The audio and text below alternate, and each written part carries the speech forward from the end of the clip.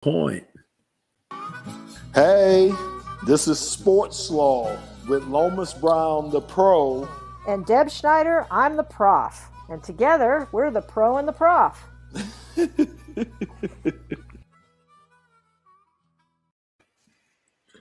Wow. Episode 51. We're slowly but surely climbing that ladder, Deb. We are. And what an interesting week we've had in sports, huh? Oh my gosh, so many different things, so many different topics. Sports is, to me, at the forefront of all the news right now. I mean, there's so many things that's going on, so many impactful things that are going to impact the sports for years to come. That's how I'm looking at. These aren't just small things that are happening on the sports scenes. These are impactful things that's going to, I think, impact generations to come. Oh, we have completely changed sports in 1 week. In 4 days, sports have completely changed. Yeah. Yes. And I'm kind of excited, little nervous.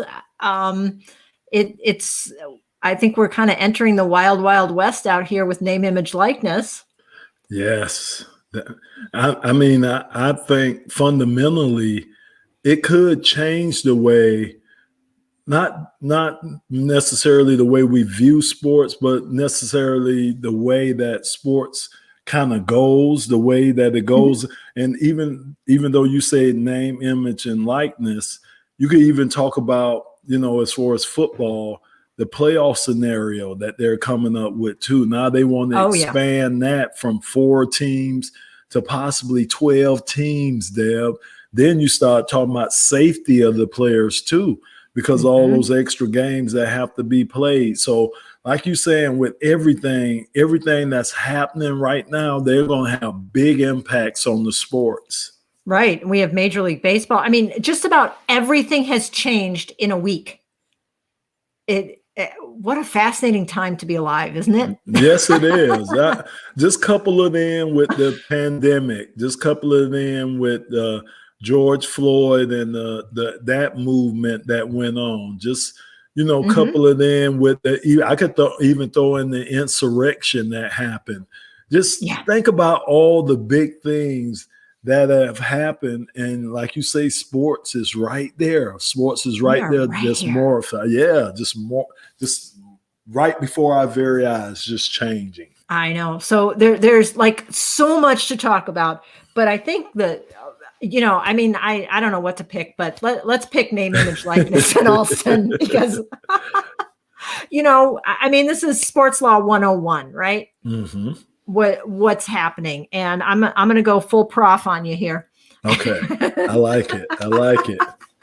So I think there's so many articles and so many podcasts out there on what's really happening with the Supreme Court case, the Alston case, which came down on Monday with a decision. And this is fascinating when you think about the Supreme Court, which shouldn't be a political body, but in a lot of ways has become very politicized.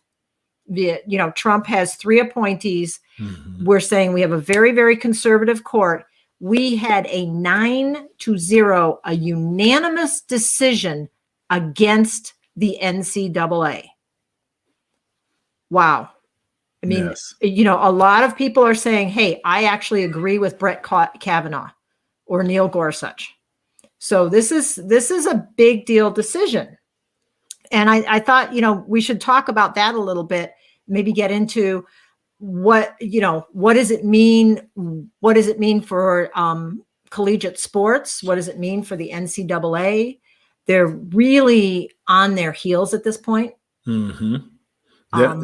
Yes, they are.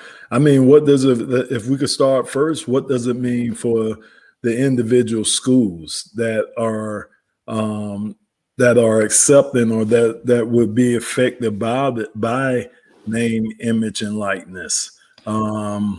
What does that mean for the D2 schools or the D3 schools or the NAIA schools?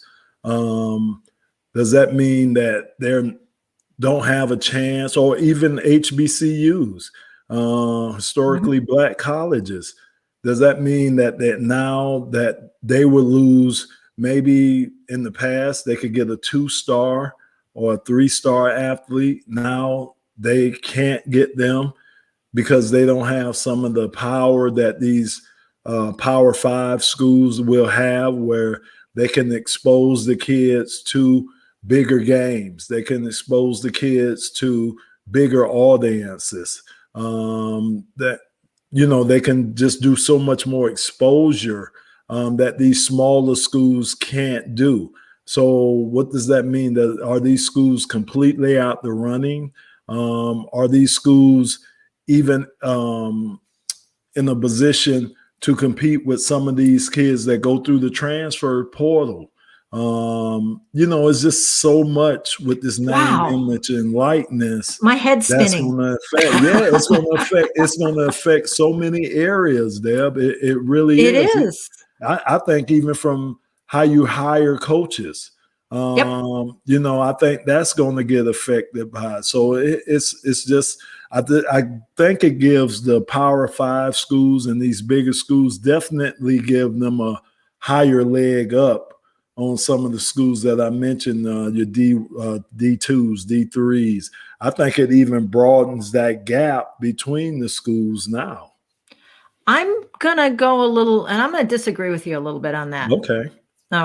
Because we have to disagree sometimes. So I think we've, there are a couple things going on here. I mean, you said a lot and you have a lot of questions. First off, I think we have to look at the difference between NAIA and NCAA. NAIA has written rules that allow their athletes to make money off their name, image, likeness, to make money off endorsements. So you have a completely different situation. NCAA was part of, I told you I was going full prof on you. I'm sorry.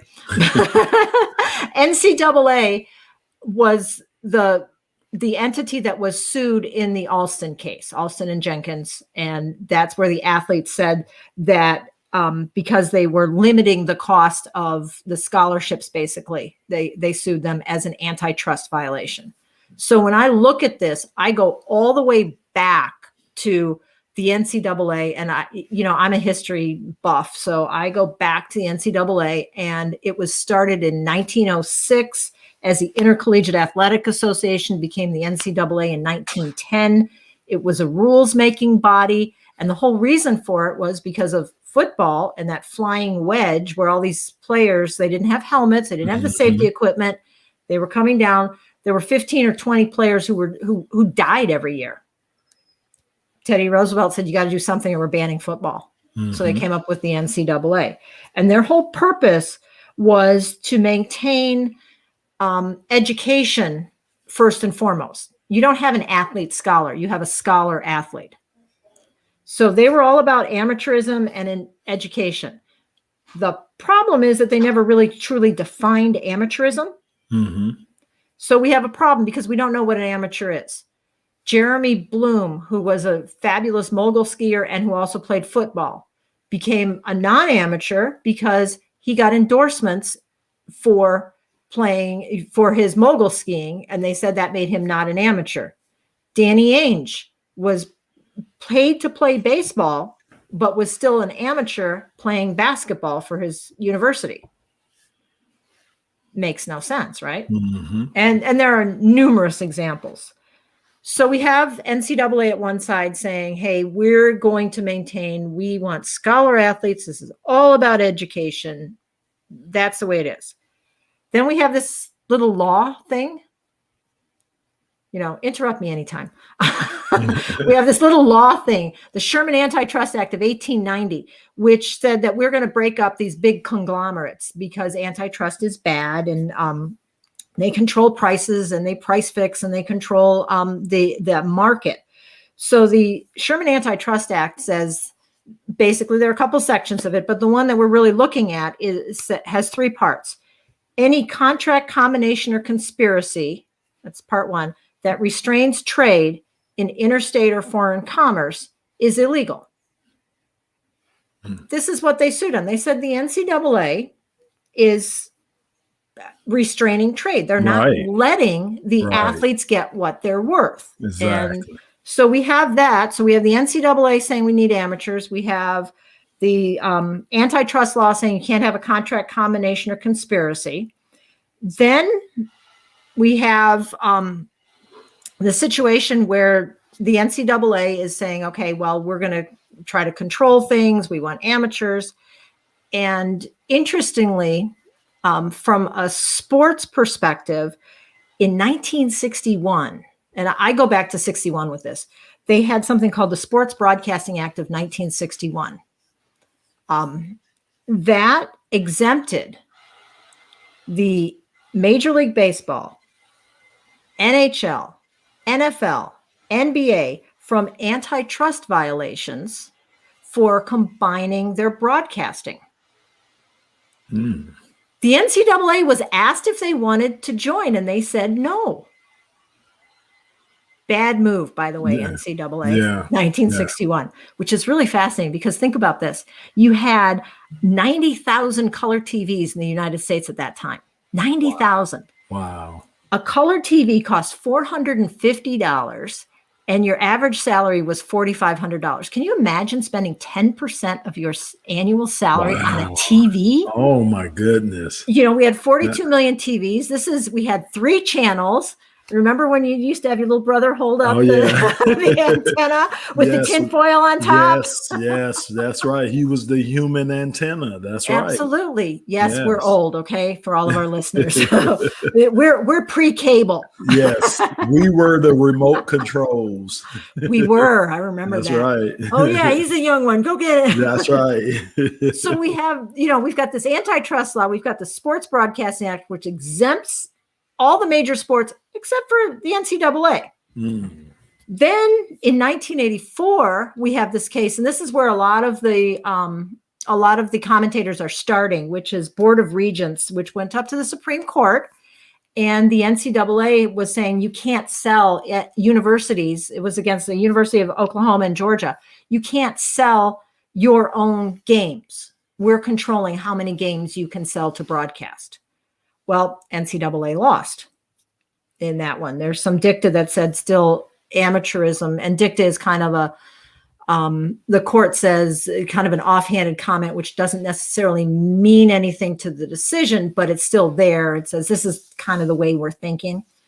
And they used that for years and said, okay, well, amateurism is still a goal of the NCAA, that scholar athlete. So we went through that. NCAA loses. We immediately see that the number of broadcast games skyrockets. Right. The cost per game goes way down. And the thought was that if we're broadcasting, then we're not going to have what I'm going to affectionately call butts and seats or ticket sales. Well, it turned out that didn't really matter. And college sports have just gotten bigger and better and bigger and bigger. Yes. So now we have all this. We have this antitrust violation in 1984, which, by the way, they could have avoided had they joined the Sports Broadcast Act. And then we get to this Alston case. We get to Ed O'Bannon, name, image, likeness. We get to the Alston case, which is really about cost of attendance, and the NCAA limited it. Well, it's gone through the courts for years, gets up to the Supreme Court. It was argued in March, and the decision came down on Monday, 9-0 decision, like I said. And the NCAA lost. And boy, did they lose. Yes. I'm glad they did lose because, again, to me, and you can just look at throughout the years, all those everything that you accounted and just said, you could see how the NCAA was trying to keep everything under their thumb. They were trying to control everything, trying to keep it under their thumb. But yet and still, everything that was done in all the cases that they lost actually helped them. It really did, as far as, like you say, attendance, revenue. Even the sports have become better because you got this competition out there now, where it's even made the sports better. So everything that they tried to squash, everything that they tried to limit, it actually, by them losing that, actually helped them in the end. And now I do think that now, by them losing the NIL, I think sports, not only will the players get their just due, but I just think it's going to make the sports better.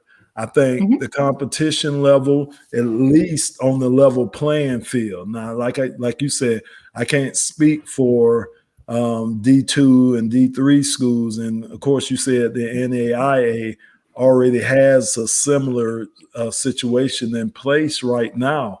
Yeah, they were ahead of the game. They were way ahead of the game. But Dale, let me ask you this. Will it still hurt the NAIA even though they were ahead of the game?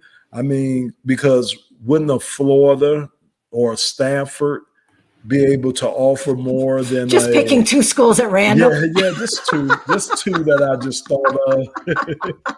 Wouldn't they be able to offer more than any NAIA school would be able to do, as far as I know, as far as the exposure, but even as far as the revenue that they might be able to give a kid or help a kid achieve on his own? Well, the schools, this is still not pay to play. So it's not that the schools are paying the athletes. There's another layer on top of all of this, and that is the legislation. We've got these three branches of government in that. And so we have Congress and we have all the state legislatures. So going back to sports law, prior to last fall, the NCAA had actually been working with some of our senators to draft legislation about what name, image, likeness should look like. So we have Congress, our federal government, Congress, looking at legislation. We have 6 or 7 different bills that have been pending. Some are athlete-centric, some are NCAA-centric. The NCAA was, involved in this, trying to get what they wanted to see, because they knew they were behind the 8 ball on this. I mean, they knew this is going to come down. We got to do something. I don't know why they didn't push it through, because it let the Supremes their decision, and now they're in a much harder position. But we do have a number of states, and we talked about this on an earlier episode. We have a number of states that have passed name, image, likeness legislation. I think 23 of them, and 6 or 7 of them, they come into effect on July 1st. I mean, like in days, check your calendar, days they're coming. So I don't think that it's necessarily large school versus small school as much as it's going to be where the school is located. Because if you're located in a state that is allowing name, image, likeness, you're going to have a much better chance than you're in a state that has said nothing, or that it's not coming into effect until 2023. Right. So you've got a free-for-all right now. Yeah, but I still think that, again, it's going to depend on the school. Like you said, even though the state, it's still going to depend on the school. If they have good programs. For me, personally, if I'm an athlete, I don't know if that'll be my only guiding factor when I'm sitting down trying to choose a school. Because again, I know I could still make more, because I'm an offensive lineman. So I know I'm going to be limited with the money I can make, just simply because of the position that I play. Right. You're not you're not a quarterback. Exactly. So I know I'm going to be limited with the money that I can make. So if my goal is to get to the professional league, if I'm able to achieve that, I know I'll make far more money if I can get to the professional level than I will off the name, image, and likeness, NIL. So yeah, that would come into my decision. But as an offensive lineman, that would be down on my list of things that I have to have or I would be looking for in that school. Like I say, simply because of, and I don't know if I'm saying that, if I'm being properly correct with saying that because I'm an offensive lineman. I mean, because even if you're a quarterback, yeah, you're going to make a lot more than I would in college. But quarterbacks in the league, quarterback in the NFL makes, globs of money. So regardless, yeah, it's getting your fair due. But if I'm weighing the option of going to the pros, and of course that's not up to me if I go to the pros, Right. but you see what I'm saying. If I could get the school to give me exposure to where a lot more scouts can see me, if I'm playing in a New Year's Day bowl where I got the eyes of all these scouts and I got the eyes of the nation watching me, to me, I think I might find that more valuable than, say, being able to sign autographs or sign my jersey and make some of the money that I'll make off the NIL licensing. Okay, so college football Hall of Famer here. Mm-hmm. Congratulations. Okay, thank How you. exciting. Hey. Hey. So so I'm so excited about that. But when you look at that, aren't you going to try to get on the best team you can? Right. And might that be a team in a state that's allowing this name, image, likeness? Right. Because your quarterback, I mean, you're looking for the entire team. Exactly. That you're right. So right. That's going to be a draw. Right. I would think. I don't know. No, you're right. It would be a draw for me. But again, if I look at the total picture, if I look at the big picture, and of course, I'm skipping, but the coaching staff has to be there because you got to get the proper coaching.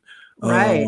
It's just a lot of things other than the NIL that would come before. That's one of the things that I would use or would look at as far as me making my decision to go to a college. And I think kids have to do that. I don't think you can just get caught up in the NIL.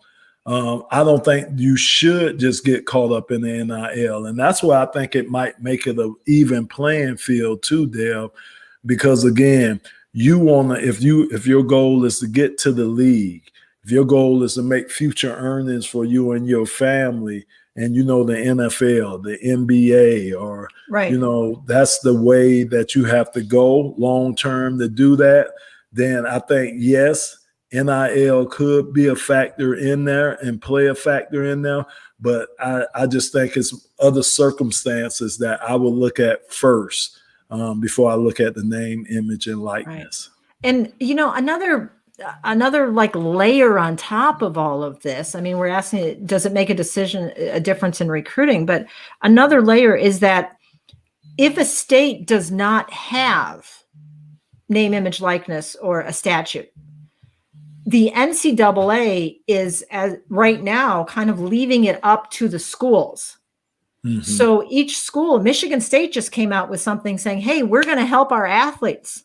We're going to help our athletes in this way. Every school is going to have something different. That's the thing that I like there, because again, you're right. It's going to force the schools to become more creative in what they do to help push these. I agree 100. And that's one of the good things that I think is going to come out of this, is that it's going to force these schools to think about other ways that they're going to have to enhance either the player or giving them opportunities.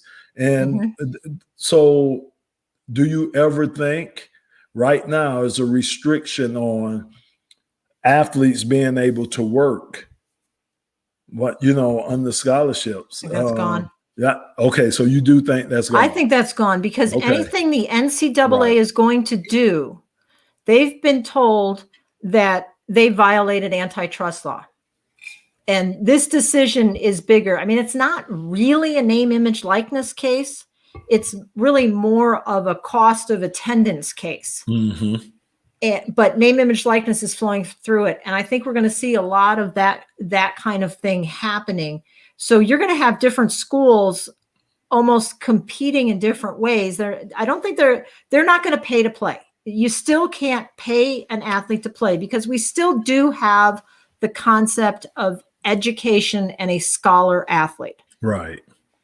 Regardless if you're NAIA or, wherever, D2, D3, whatever you are, we still have that concept. But I think you're going to see the schools supporting the athletes more. I think you're going to see less and less of a restriction. Anything the NCAA does to try to restrict it right now, they're going to be slapped with a lawsuit. I mean, and I don't think the NCAA, I don't think Mark Emmert wants to spend the rest of his tenure in court. Right. It's just, this is a huge precedent, 9-0. Yeah. No, you're right. You're right about that. So again, like you're saying, they're going to have to embrace this, but it's going to force them to be more creative. It's going to force the schools to figure out ways of, trying to promote these guys and these girls and these sports. And of course, they're going to throw in the logos and the colors and all these other things. Going to be that little sidebar that comes in with that. But I just think this is going to be a good thing. It's going to force them to look at things that they've never looked at before. You might have something where you got autograph signings after games. I could see something like that with groups of players doing that after games. You might see some stuff during the week where they have to take out some time. I can actually see a class. Can you see a class being developed, a professor teaching something like this, Deb? I mean, can you see a class being developed in a college for this? Oh, yeah. Yeah. I will tell you, I was working with, plug from Michigan State College of Law. I was working with the IP clinic on exactly this issue. And they were saying, how do we advise? I mean, and this was this last year before Alston came out. But the universities are looking at this. How do they do this?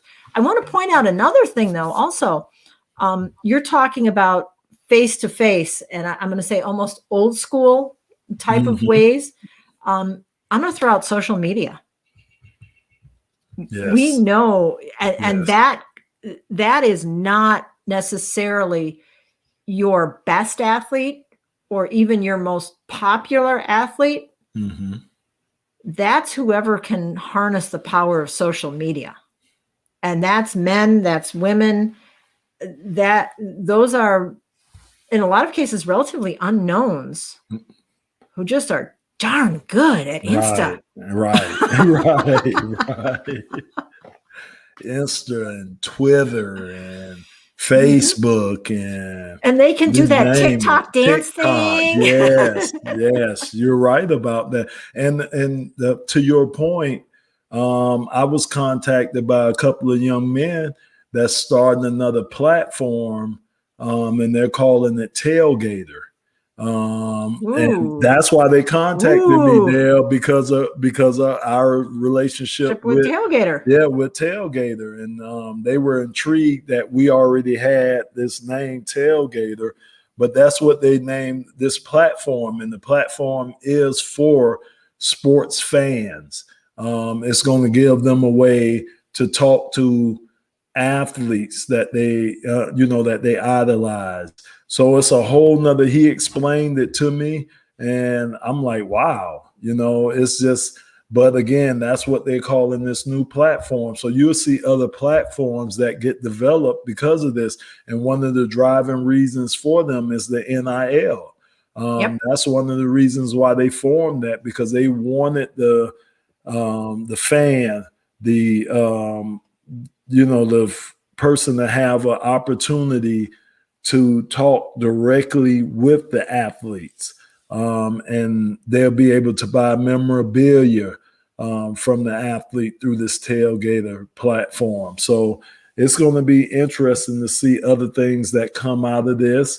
it's going to be interesting to see how the schools try to control this and try make sure that they make their pennies off of it too, because the schools going to want to make money off of this too.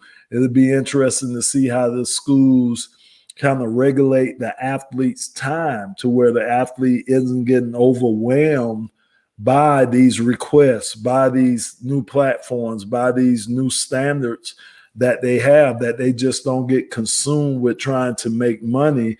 They're still consumed with the sport that they're playing. So I think the schools are I could see why Mark Emmert, wanted the states or the government to kind of help him, because he has all schools that they're going to have the hardest job, I think. Yeah, he oversees all these schools, but these individual schools are going to have the hard job with monitoring these players and some of the things that's going to go along with this NIL and the ability for them to monetize themselves. Yeah, just think about it.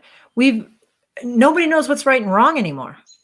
I mean, you're going into the fall and you don't know. I knew I couldn't do this last week, but now this year I can sign autographs. I knew I couldn't do this last term, but now I can do this. So what you can and can't do, throw in the NCAA, the whole transfer portal and the changes to that. I mean, we're in this market system. And then another thing, and I have no idea how this is going to play out. I'd love your thoughts on it. The fact that we know that the football or the basketball coach, and I think 48 or 49 of the 50 states, is the highest paid government official in each of the states. How does this play out when the athletes are making money?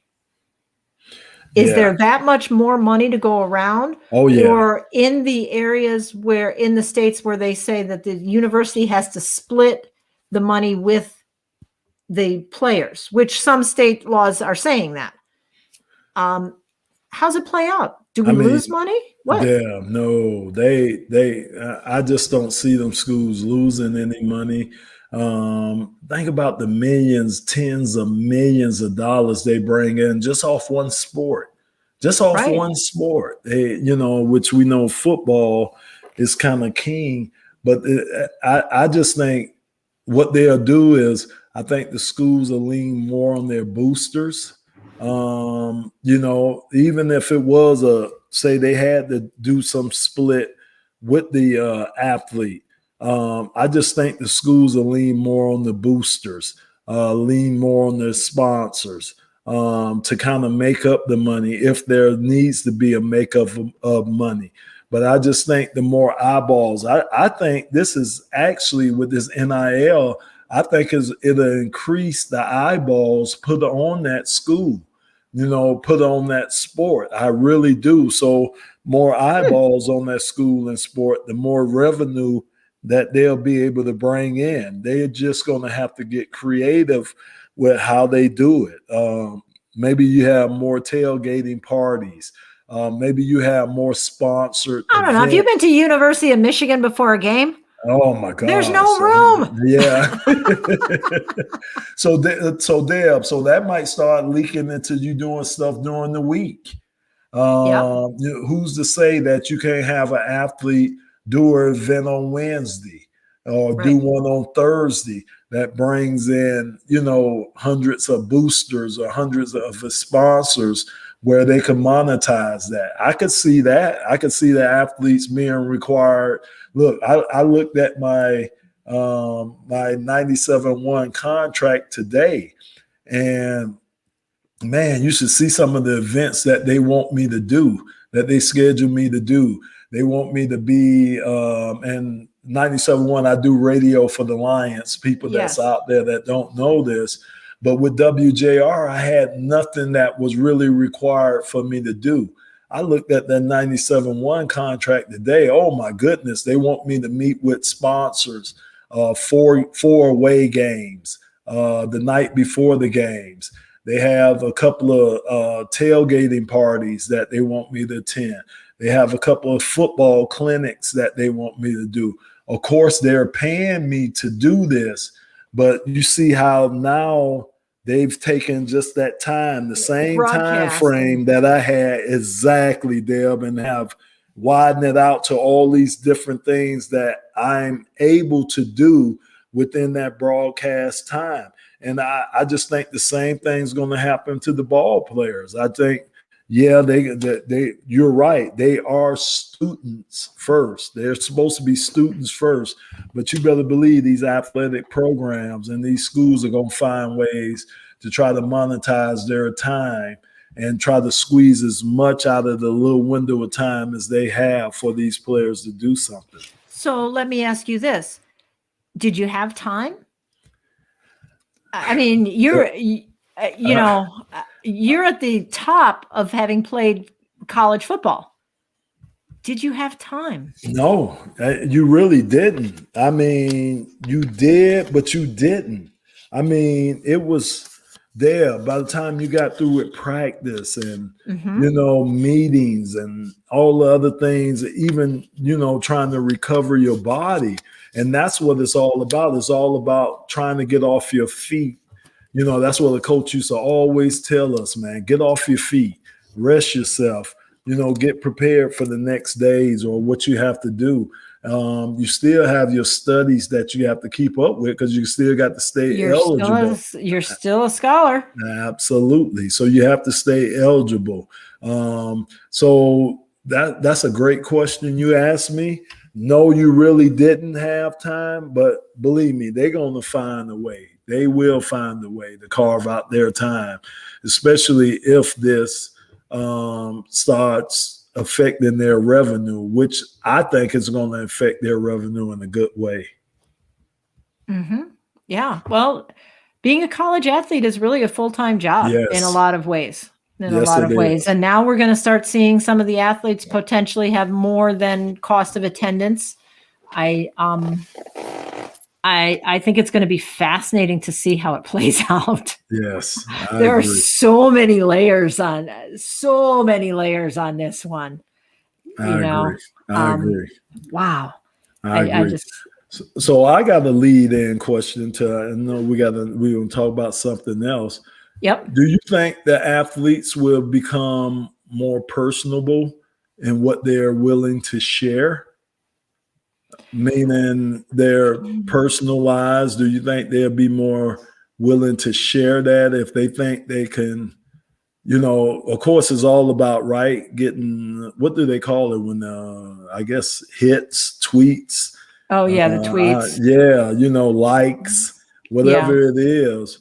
Do you think they will become a little bit more personal in what they're willing to share with the public or with their Instagram or Twitter or Twitch or TikTok, whatever? Do you think they'll be more willing to share personal things? And there's a reason, there's a reason why I'm asking you this. Oh boy. I think it's going to depend on the athlete. I think some athletes are possibly going to be a little more personable, but I think a lot of them are now because these are not new platforms. I mean, they're at least 2 years old, right? Yes. And in the world of internet, it's kind of like faster than even dog years. Every 2 years, I think is, 10 years in real life or something. But so I think you're going to see that. But I also think you're going to see more polished images. Mm-hmm. Because if I'm, even now, a lot of people, I mean, for some of our listeners, I'm in the employment business, and a lot of the people that we see, you have a polished image. And for those of you who are looking for a job, please polish your image. Please make sure your email address is a nice email address and it's not, something that's out there or whatever. I'm not even going to go into some of the ones I've seen. But you have a polished social media image. And I think you'll see that with some of the athletes. They'll tweet or they'll send a photo of something that they want you to see. So it looks like they're having a good time. It looks like they're on top. And I don't know that you'll see the necessarily the underbelly. Okay. Now, and the reason why I was asking you that is because we've had our first NFL player Yes. that has publicly come out as being gay. Yes. And I'm here to tell you, after 18 years in the NFL and 5 different locker rooms, and around some alpha athletes, I commend him for why he came out, because I just think, the reasoning to save young souls, to help young people, to kind of be a beacon for them. I think it's commendable. I really do. But I just don't know if that was the wisest thing to do, being in the locker room, having to go to this locker room every day. I know the conversations that go on in the locker room, and they're not, believe me, you don't filter anything. You call people names that aren't politically correct. You say things in that locker room because that's like your protected sanctuary, and you feel that the other 52 guys in that locker room are alpha males just like you. You assume that they're alpha males just like you.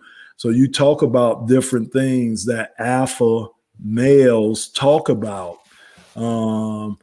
And I just think he may find this, and we're talking about Carl Nassib, I just think he might find that it may become a little uncomfortable in the locker rooms, because I just don't think all the players, they're going to see him over there and they know he's come out, but I don't think all these guys are going to respect that decision for him coming out. Guys are going to talk the way that they want to talk, and I kind of share. Does it matter? Does it matter how you talk? I mean, look, he's been there. He's what, 5 years in the league already? Yes. There's like we talked before. There's an underbelly. There's a known underbelly. There's no way you can tell me that in 18 years in the NFL, you didn't know that some players were gay. You assumed that. You really did. You didn't know because nobody came out, but you assume that the numbers tell you that. The numbers tell you if there's 50-something guys in that locker room. I think the numbers used to be like there's probably at least 3 guys in that locker room that are possibly gay. So you knew that. Plus, like I shared with you earlier, it was always, when you got in the league, you always heard about this underground of gay players, but they could never come out. They could never come out because, Deb, I'm going to tell you, and you've been around me, so many years, and you know me. I'm a mild-mannered guy. But if I'm competing against Carl and we on the field and he does something to me that just really ticks me off, I know expletive is coming out of my mouth. And, it's not going to be kind what I say to him. And, of course, I'm going to try to use his weakness, or I'm going to try to use his perceived weakness against him. And I would perceive, if he said that he was a gay player, then I'm going to use that perceived weakness, against him. I'm going to try to get him out of his comfort zone. So I'm going to call him names. I'm going to say something that may be homophobic to him, because that's what you do. Not only whether or not you're homophobic, but just to get to the weakness. Exactly. Not only are you trying to physically beat this guy, you're trying to mentally beat him. Because if you could get that mind going, or get him from concentrating on what he needs to be concentrating on, then that's half of the battle. That's half of the battle. But isn't he going to do the same to you? Yeah, he's going to do the same to you. He's going to hit you on your perceived weakness. Good point. And I haven't played, NFL football, but I'm imagining, just my imagination, that there's a little bit of trash talk that goes on on the field because you're trying to hit everybody in there what you perceive as a weakness. Now, he may not perceive that as a weakness at all. True. You may not perceive you're trying to get in their head. Right. And that's a great point that you make. See, the thing of the biggest difference is he's let me know what his perceived weakness is. He's come out and said that. And you're right. He doesn't perceive it as a weakness. That's his strength. That's why he's doing it. I'm perceiving it as a weakness. Every guy that plays against him who isn't gay is going to perceive that as a weakness. They are.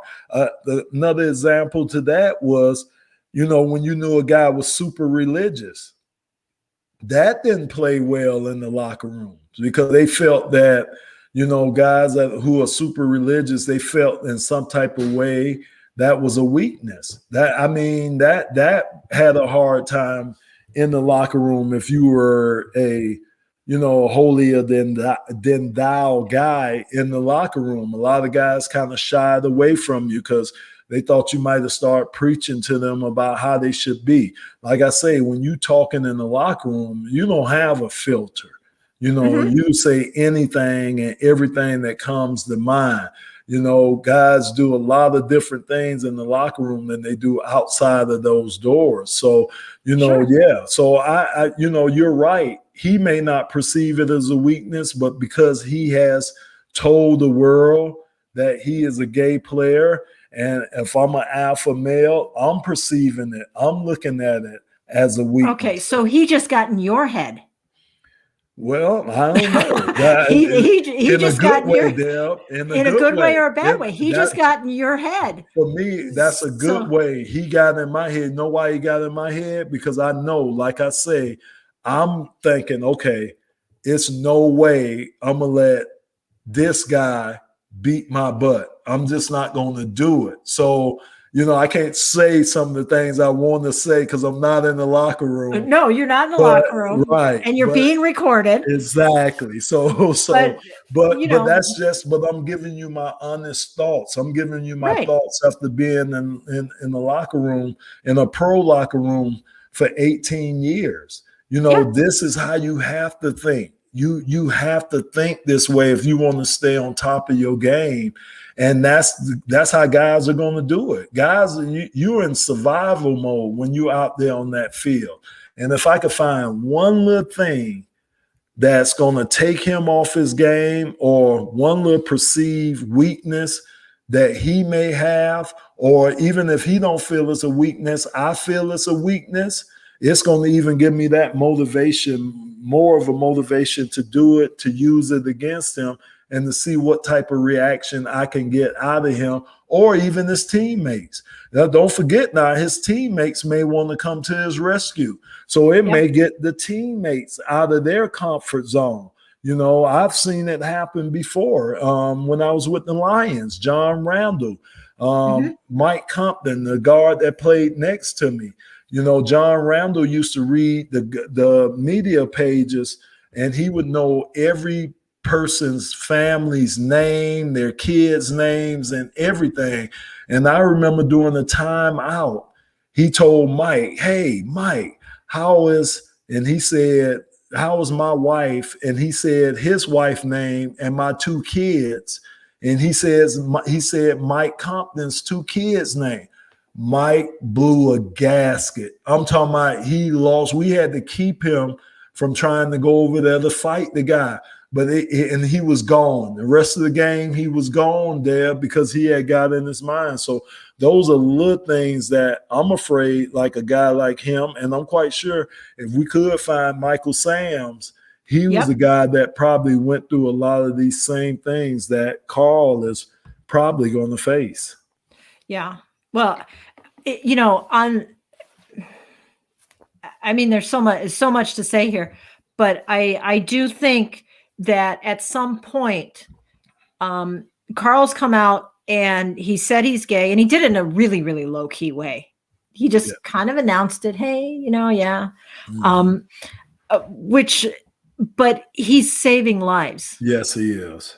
And I go back to that, and I go back to Colin Kaepernick and I go back to Michael Sams, and I go back to some of these guys who have come out in, for something that is perhaps unusual in a locker room. But I'm saying, overall, does the good outweigh the potential here? What do you think? I do. I do think the good outweighs it. I really do. And like I said, I'm talking from a standpoint of being in the locker room, but I think everything he's done is going to be good. I think, especially if he could have success there. I think that's going to be the key. I think he's going to have success on the football field. If he's able to do that, I think that was one of the things that didn't help Michael Sams.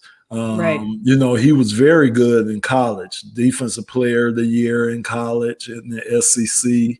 But when he got to the pros, it was a whole nother level. He wasn't starting. He was trying to make the teams. It wasn't the impact that he needed to make on the field. I think if Carl is able to make these impacts on the field and be a good player, I think, yes, it'll just take it to a whole nother level. But I agree 100% with what you said. I think what he's done is going to save lives. I think it might even embolden other players that may want to or have been thinking about it. They may come out or it may give them the strength to come out and proclaim, proclaim that they're gay or whatever. But I do think the good will outweigh the bad. But I do think he has to have success on the field too for it to be as impactful as it can be. Oh, absolutely. I mean, success on the field is going to make all the difference. And that's with any player. Yes. I mean, if you're not successful on the field, I mean, we talked about, did Michael Sam actually have a good shot? We can debate, Kaepernick forever. Yes. But it really, you gotta be able to play the game at the level. And that's a big, big piece of this. But overall, coming out and, having, saying that he's gay and letting kids know that it's okay. Yes. Wouldn't it be lovely if it actually didn't matter?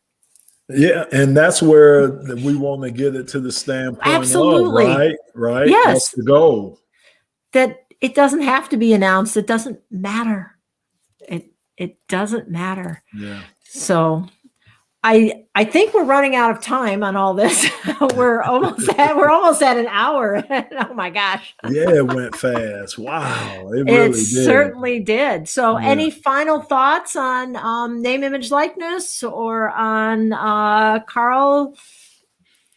Well, like we started the segment off saying, man, the sports world has been impacted greatly.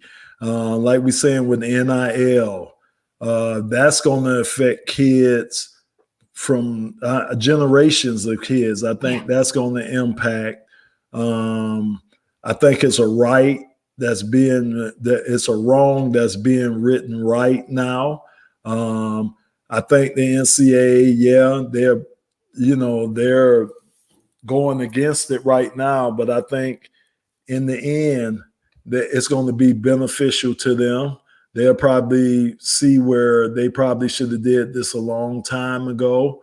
Mm-hmm. And, as far as Carl coming out, I think it's been long overdue because, like I said, we've known that there's probably been some gay players in the locker room before he came out and said it. Most guys that have come out after their careers is over with, and it just didn't have the impact that it has on the guy being active and being right in the fire.